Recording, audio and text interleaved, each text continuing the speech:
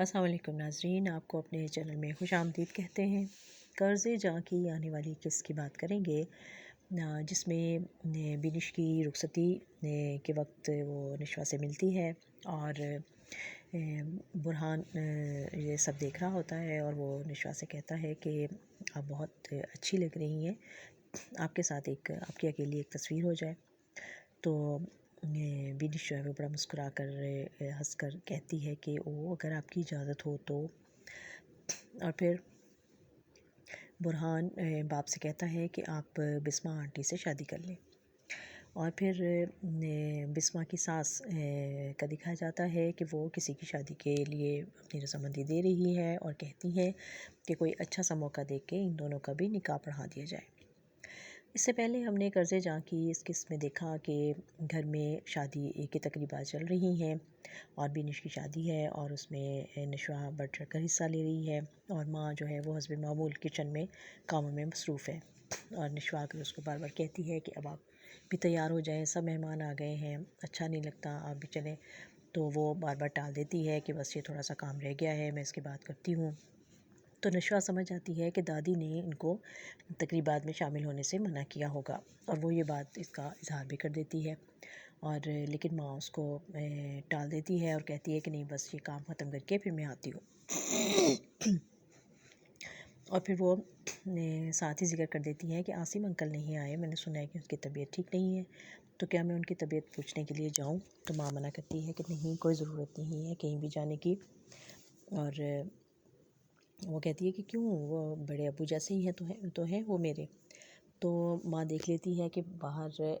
اس کے پیچھے آ کے اس کے بڑے ابو بختیار صاحب کھڑے ہو جاتے ہیں، تو وہ اس کو کہتی ہے کہ نہیں، تمہارے بڑے ابو صرف ایک ہی ہیں اور وہ تمہارے بڑے ابو نہیں ہیں۔ اور پھر وہ بھی تایا کو دیکھ لیتی ہے اور ان سے بھی کہتی ہے کہ دیکھیں، میں کہہ رہی ہوں امی سے کہ وہ تیار ہو جائیں، لیکن وہ باتیں نہیں مان رہی میری۔ تو وہ بھی اس کو کہتے ہیں کہ ہاں ہاں چلو، تم جلدی سے تیار ہو جاؤ، باقی کام چھوڑ دو۔ اور نشوہ وہاں سے موقع بنا کر نکل آتی ہے، اور تقریب میں اس کا ویسے بھی دل نہیں لگ رہا ہوتا، تو وہ آ کے عاصم انکل کے گھر آ جاتی ہے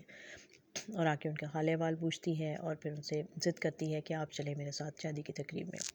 وہ کہہ دیتے ہیں کہ مجھے لگ رہا ہے کہ میری طبیعت ٹھیک نہیں ہے، مجھے بخار ہو رہا ہے، اس لیے میں نہیں جا رہا۔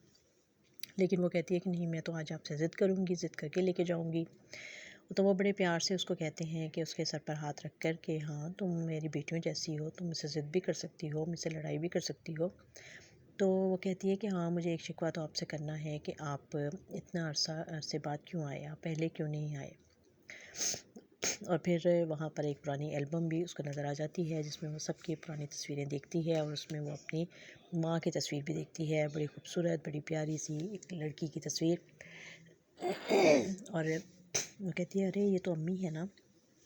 تو عاصم کہتے ہیں کہ نہیں، یہ تمہاری ماں بسمہ نہیں ہے، بلکہ میں اس بسمہ کو تو میں جانتا ہی نہیں ہوں۔ تو وہ بہت حیران ہو کر اس کی بات سنتی ہے، اور پھر اس سے پوچھتی ہے کہ کیا آپ محبت کرتے تھے میری امی سے؟ تو وہ کہتے ہیں کہ نہیں، محبت نہیں، میں تو ان سے عشق کرتا تھا۔ اور پھر وہ سمجھ جاتی ہے کہ ان دونوں آپس میں، اور پھر جب وہاں شادی کی تقریب میں اس کی نانی بھی آتی ہیں، تو وہ اپنی نانوں کے پاس بیٹھ کے بھی ان کے پرانے سارے واقعات ان سے ذکر کرتی ہیں، اور یہ بھی کہہ دیتی ہے کہ آپ نے میری امی کی شادی عاصم انکل سے کیوں نہیں کی، ابو سے کیوں کر دی۔ تو وہ اپنی پرانی باتیں ساری اس کو یاد کراتی ہیں کہ اس فیملی کا ہمارے پر بہت احسان تھا، اور ہمارے جب ہمارے باپ کے مرنے کے بعد سارا خرچہ جو تھا، وہ نانا کے مرنے کے بعد سارا خرچہ یہی اٹھایا کرتے تھے، تو اس لیے ان کی یہ والی بات میں ٹال نہیں سکی، اور ان کے بیٹے سے میں نے میری شادی کر دی۔ تو حالانکہ رشتہ عاصم کا بھی آیا تھا، لیکن ہمیں ان کی بات ماننی پڑی، اور عاصم ہر لحاظ سے تمہاری ماں کے لیے بہت موزوں رشتہ تھا، لیکن ہمیں مجبوری میں یہاں شادی کرنی پڑی۔ اور پھر وہ پوچھتی ہے کہ آپ کو پتہ تھا کہ ابو کی بیماری کا کوئی علاج نہیں ہے؟ تو نانی کو خاموش ہو جاتی ہے، اور پھر ادھر